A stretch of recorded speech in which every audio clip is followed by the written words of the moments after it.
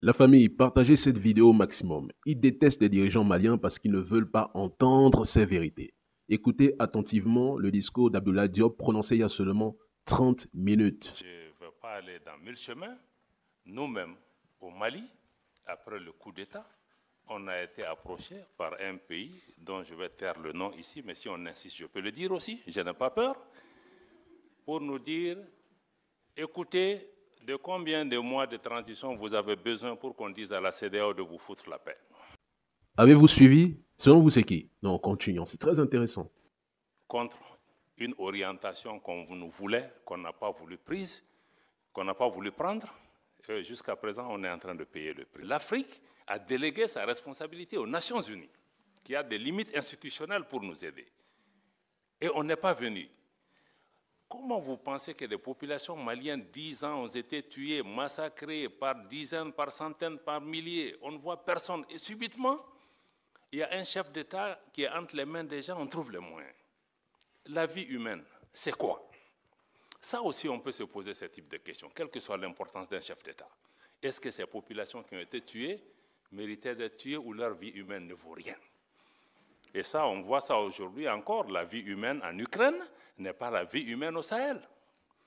Là encore, je vais mettre en cause nos amis de l'Union européenne, tes anciens amis, où quand on se battait, on a négocié, vous et moi, avec d'autres de vos collègues pendant des années au Sahel. Il y avait la mission européenne de formation, il y avait ECAP, il y avait des militaires européens. On dit, aidez-nous, ils étaient en train de former nos gens, ils investissent des centaines de millions d'euros.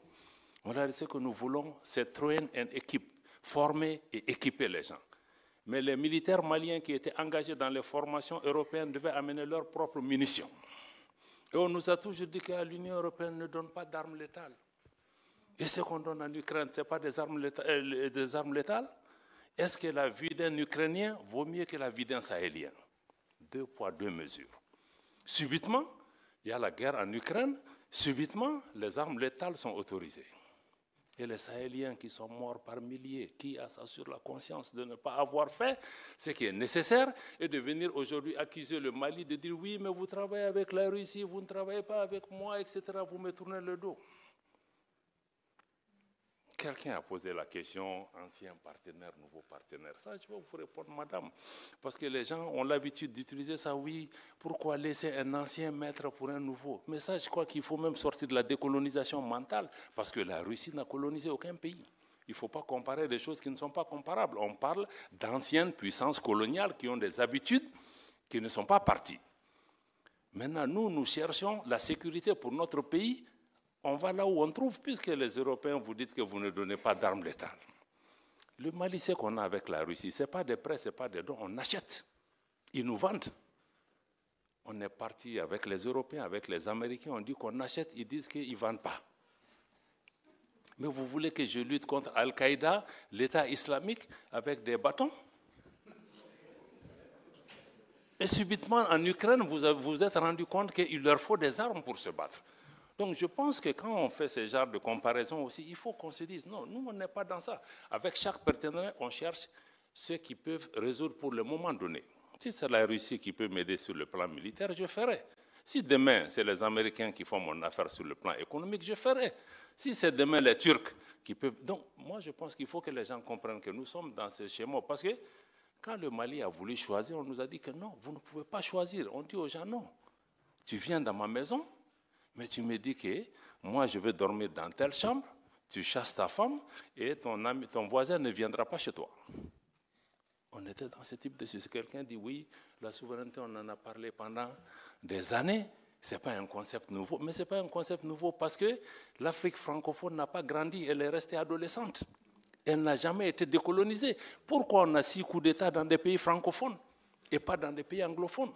Ça, ce sont des questions de fond qu'on doit répondre. C'est pourquoi nos pays en sont. C'est une honte pour nous que 60 ans après les indépendances, on parle même de souveraineté.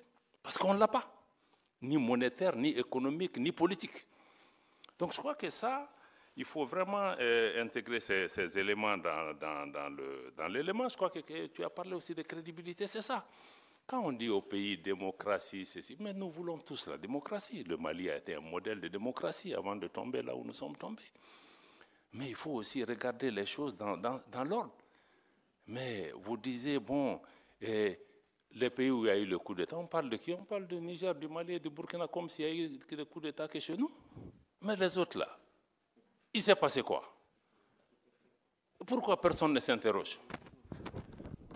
Pourquoi personne n'interroge l'absence d'élections en Ukraine? Pourquoi? Grande question encore. 2 poids, 2 mesures. Donc je vais revenir un peu, tu as raison, l'industrialisation, la transformation, c'est la clé.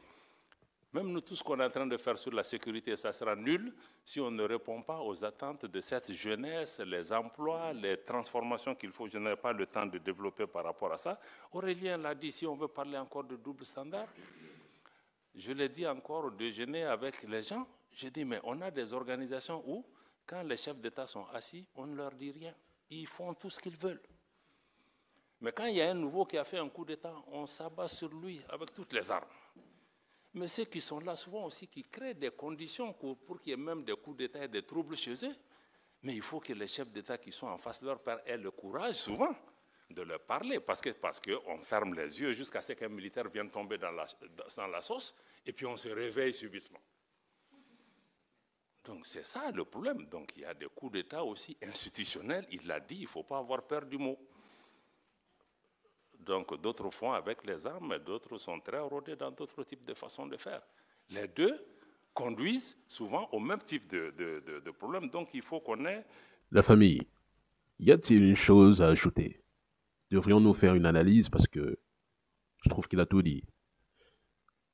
La vérité, très souvent, ça blesse, mais à un moment donné, il faut la